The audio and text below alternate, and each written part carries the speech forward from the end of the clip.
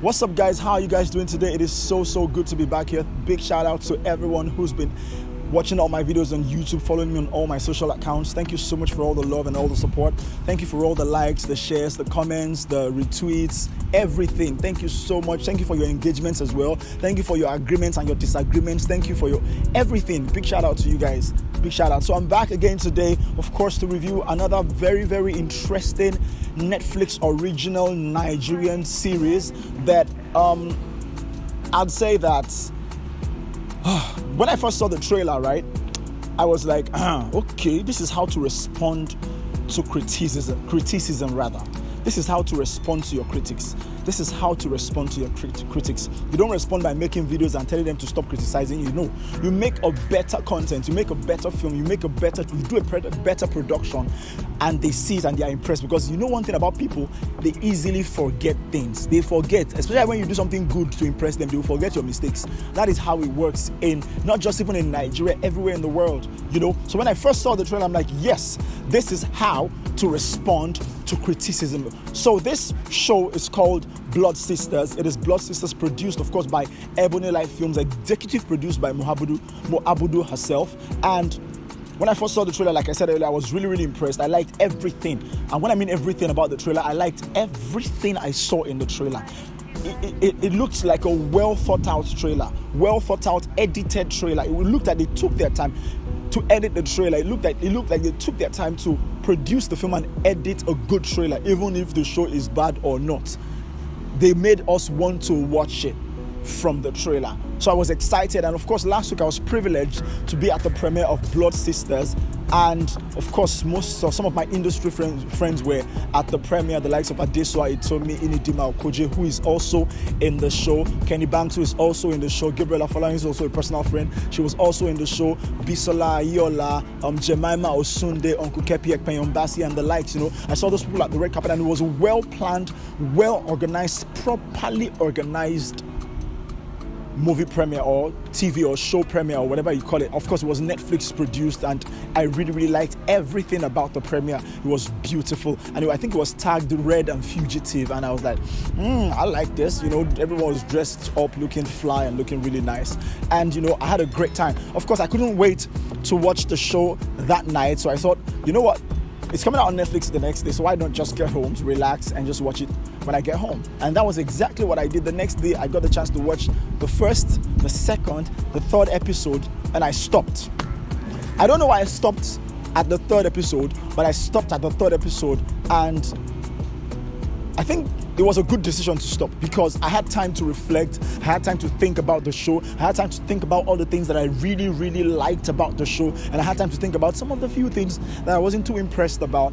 But overall, I said yes, it was a good time, it was a good thing to take a break from this show. And 2 days later, I went back to watch the final episode. Not because it wasn't intriguing enough, not because I was bored, not because I didn't like the show, but for some reason, I stopped. And I went back, and like I said earlier, it was a good decision to go back and watch it, to take the break and go back and, you know, watch it. After seeing the final episode, I thought to myself, now I can be proud. Now I can, you know, beat my chest and say, yes, this is a true Netflix original Nigerian story. I was impressed. Now I'm going to talk about some of the things that I was impressed about. So let's start with the story. Blood Sisters is the story of two friends turned sisters who are bound by a dangerous event that got them on the run, because of course a groom was missing on the day of his engagement. Now, if you want to know about all these things, I think you should go and watch it yourself. Go and watch it yourself so you can understand everything I just said. Please, if you haven't seen it, try and watch it. Just pay a token on Netflix and watch it. Now, let me go back to the story. I think the story was quite impressive because, of course, it is domestic violence. And you know how it is. Women are not given the chance. Women are not encouraged enough to come out and speak about violence in their relationships.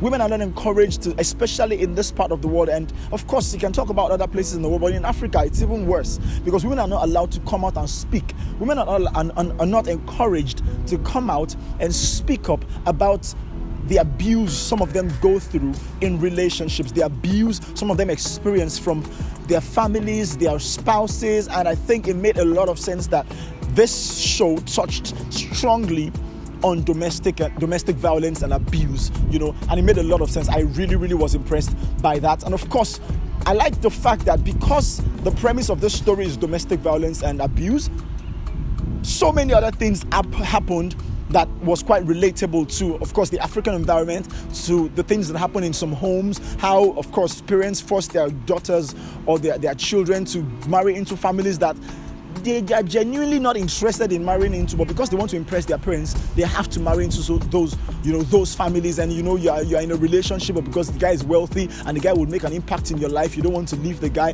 and all these things. I think people generally should be allowed to make decisions on the kind of people they want to end up with. No family should force anyone, any of their daughters or sons, to marry into a family they do not want to, marry into. I like the fact that the story touched so many aspects of the Nigerian culture, the Nigerian tradition, and of course the abuse in homes and all those things. It made a lot of sense. Now let's talk about the performances of the actors. Oh my goodness, all the actors brought their A game. Honestly, like nobody was playing any stupid role. Sorry to use that word, but nobody was playing any role that was useless. Nobody was just there and you wonder why is this person in this show. I didn't have that question.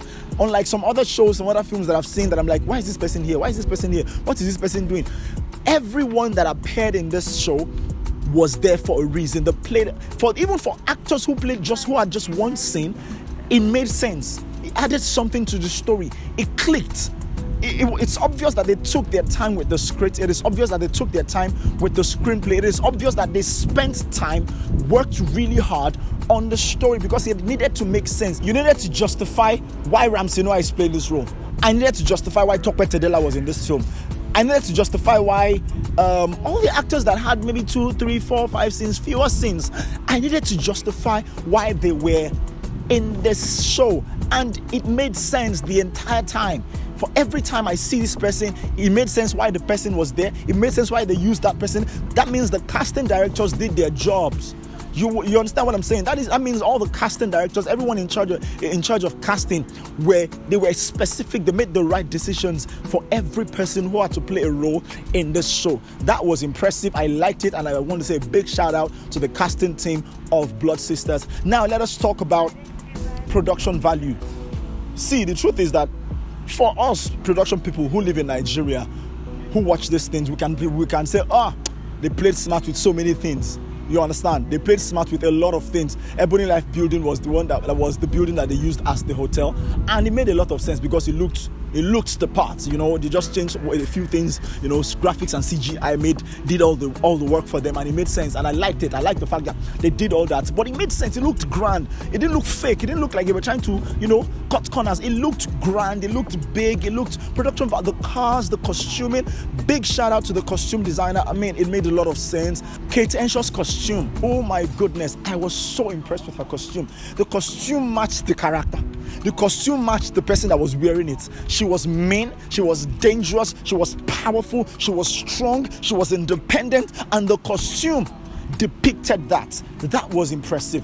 Big shout out to the costume designer and of course the engagement party, the costumes at the engagement party, the beads Ini was wearing, the dress Nancy Sime was wearing. Oh my God, I was so impressed with the costume. I was so impressed with Deyemi's costume. The fact that he wore Agbada and he was still fighting somebody who was trying to kill him. I loved it. The costume was great. It made a lot of sense. I loved the cars that were used. Oh, the houses, the apartments that were used. Beautiful, grand. It looked grand. It looked luxurious. It looked beautiful. It made big shout out, like I said earlier, big shout out to the costume designer. Now let us talk about cinematography. See, I don't like to address too much the issue of cinematography in Nigerian films because I feel like we have crossed that line. Like, cinematography is not really much of a big deal. But I have to do so for this one because there were things that was done cinematically in this show that I thought, yes, this was well thought out. Because you're watching a crime drama series, some things needed to be done. That was done right. The camera angles, the shots, It was so impressive. Now, when I went back to check who was in charge of cinematography, I realized I wasn't a Nigerian. Then I was a bit disappointed. I'm like, I feel like a Nigerian can do this thing. But then, I don't want to dwell too much on that. Let's just talk about how good the cinematography was. The cinematography was really, really brilliant. I like the camera angles. I like the zoom in and the zoom out, the tracking and zooming in. So many beautiful things that was done cinematically in this film that I'm like, yes, I'm watching the show. It gave me that feeling like I was watching all these American crime series. The way, it reminded me of some shots in Scandal. Some of the shots that were taken reminded me of some shots in Scandal. Reminded me of some shots in some American crime drama series that I've seen in the past. I was so impressed with the shots. It looked good. I liked the angles. I liked the shots. I liked the lighting. I liked everything was just beautiful. It made a lot of sense. And big shout out to the cinematography department. They did a great job. Now I want to talk about the part that I think I was really, really impressed with the most, and it is the performances. Oh my goodness.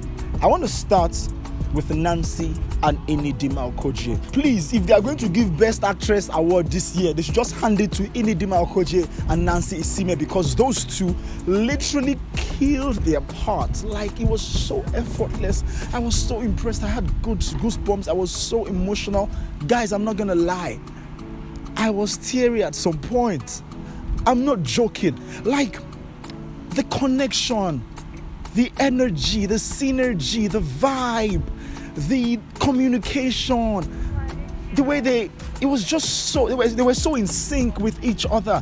They were like true sisters, They were like true friend turned sisters. See, it's a different thing where two people are sisters, like true blood sisters, real life sisters. It's another thing where they are friends turned sisters. The connection is always very strong, and that was well depicted in this show. I saw it, I felt it, I felt their pain, I felt their connection, I felt the love between them, I felt the fact that they stood by each other through thick and thin. I felt the fact that they knew they didn't have a choice but to stand by each other.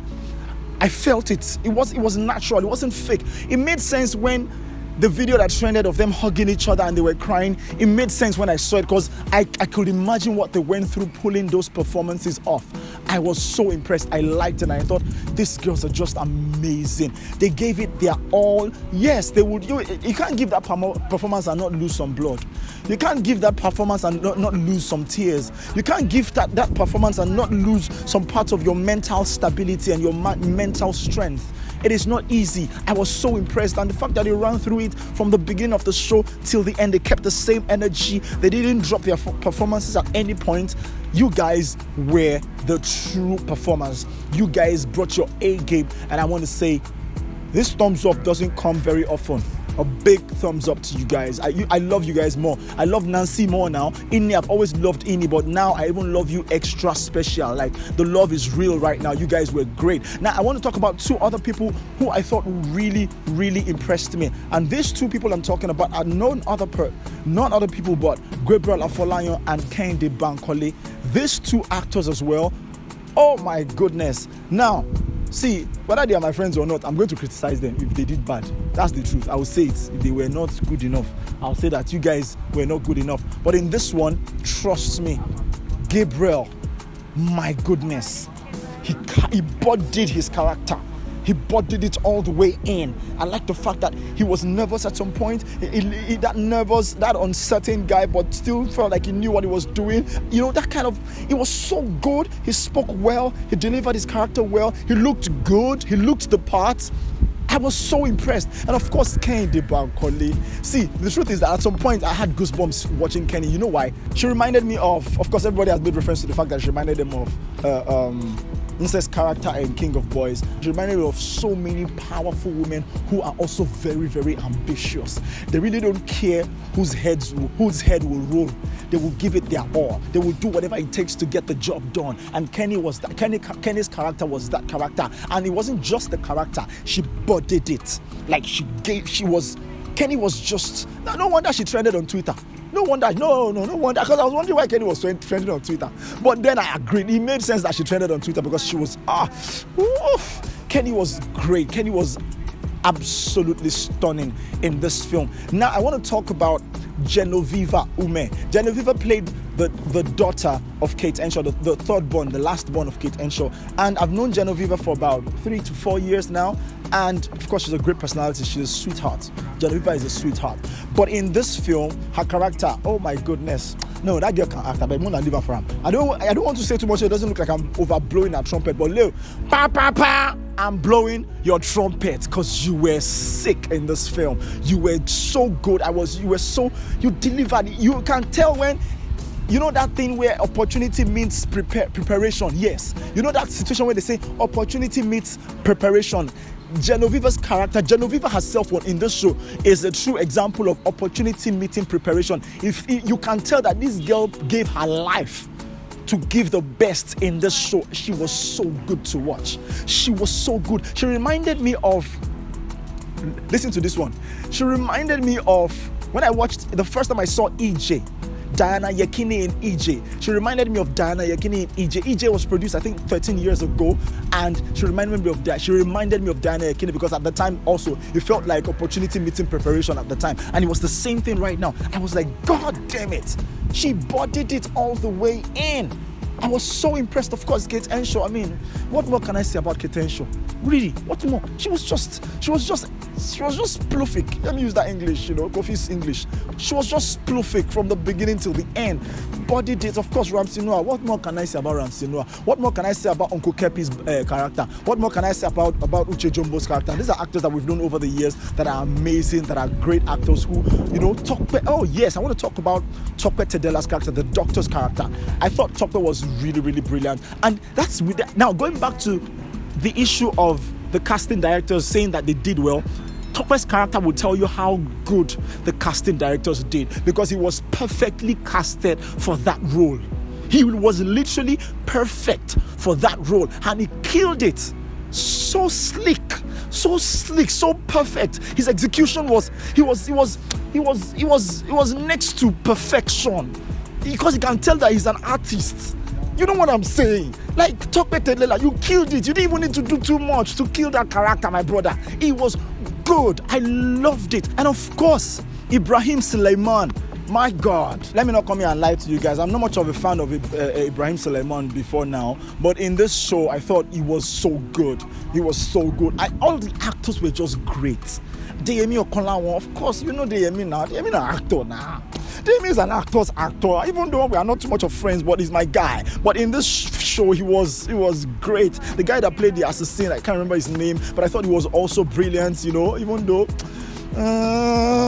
but I thought he was good. He was all right. He was all right. See, the flaws, the great performances, all the things they did well in this show made up for the little things that they didn't do well. So I don't even want to remember the things they didn't do well. How about that? Yes. I don't even want to remember the things they didn't do well because the things they did well made up for all the things they did well made up for the few things and again is subject to debate. It's subject to debate, really. You can't even say they didn't do well because we can debate it. But I thought it was really, really good. I thought it wasn't. I'm not going to say it's an exceptional show, but what was exceptional was the performances, because the story. One of my friends said it felt unrealistic, and I thought most of the things that are realistic in our films to a large extent is the stories sometimes and some situations, but to a large extent, some things are still not realistic because it's film. It's supposed to be fictional. You're allowed to go the extra mile. You're allowed to play the long haul. You're allowed to drag the story. You're allowed to, tweak the story and bring in some new things just to make it more exciting and interesting to watch, which is what they did. The fact that the girls tried to escape across Lagos and this guy was chasing them and driving this classic car that he was using to chase this classic. He was driving them. Ramsey Noah's character was driving this classic vintage car, using it to chase these girls all over the place. Yeah, you can say that is unrealistic in Lagos, but it made sense. Oh, let's talk about the copper, right? Wale Ojo's character, the copper. I thought he was brilliant. I love his costume, the way they made him look, the way he was delivering his lines and everything. Even though he sounded a little British, but they were calling him an American cop. I don't know, but it's fine. We give it to you. Your performance cover made up for every other thing. It was good. I loved his performance. Of course, Uncle Segun Arinze performance. All these people they be legends. I don't even talk too much about this man. Like, this guy's an actor. Actors. I was really, to be honest, I was really, really impressed with Blood Sisters. I was super impressed because, yes, this is how you respond to critics. This is how you respond to criticisms. This is how you respond when you do not do something well before. This is how you come back. This is the right way to come back. And big shout out to Mo Abudu and the Ebony Life Films team. You guys did an amazing job with Blood Sisters. If you haven't seen Blood Sisters, please go and watch it. Now, over 10, if I was going to rate Blood Sisters, what will I give it? I will give it 8. Yes, I will give it 8 for a lot of reasons. Were there things that I didn't like? Yes, there were a few things that I was not too sure about. I knew they cut corners with so many things, but then I would give it to that. I don't want to dwell on these things because let's just talk about the nice things they did, and they were quite impressive. Production value, execution, storyline, cinematography, costume design, actors' performances, casting was great. Everything was good. Sound was brilliant. Everything, props, everything was good. So yes, I give this show, I give it an 8 over 10 because it was quite impressive. Big shout out once again to the cast and crew of Blood Sisters, original Nigerian series on Netflix.